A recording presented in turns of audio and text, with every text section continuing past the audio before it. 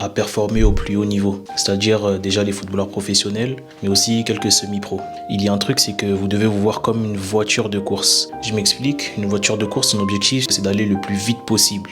Et pour ça, on va pas seulement regarder des détails comme le moteur. On va s'intéresser à tous les détails de la voiture parce que chaque détail accompagne la performance. C'est-à-dire qu'on va analyser l'aérodynamisme de la carrosserie, on va analyser la tenue de route des roues, des pneus, on va analyser la largeur des roues aussi, on va analyser plusieurs aspects.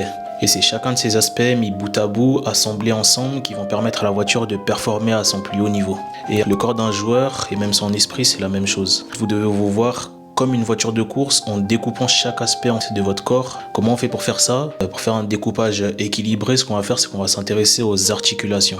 On va analyser chaque articulation et on va voir en gros si chaque articulation est en bonne santé et à son plus haut niveau de performance. En fait, c'est comme si une articulation ne fonctionne pas correctement, les autres articulations vont compenser pour elle. Pensez en fait par exemple à un groupe de personnes, on va dire 3 personnes qui doivent porter un tronc d'arbre ensemble. Si l'une de ces 3 personnes n'est pas en forme, eh bien les 2 autres vont porter un poids excessif et ça met à risque et ça ralentit aussi la progression collective. Là c'est la même chose. Si tu veux courir très vite et que tu vas avoir par exemple une gêne au niveau de ta hanche, eh bien tu seras forcément limité au niveau de ta vitesse. Si ta hanche ne suit pas, c'est tout ton corps qui ralentit. Ce qui va se passer, c'est que ton cerveau va limiter la performance collective pour éviter de blesser l'un des éléments affaiblis de ton corps. Ici, on parle de la hanche en l'occurrence. Donc vraiment, soyez au détail. Si tu prends l'exemple d'un joueur comme Mohamed Salah, c'est un joueur qui est énormément au détail. Il travaille chaque mouvement de ses articulations.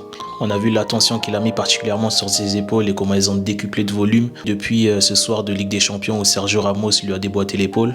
Ce joueur-là, il est au détail près. C'est ça qui fait sa longévité au plus haut niveau jusqu'à cet âge-là.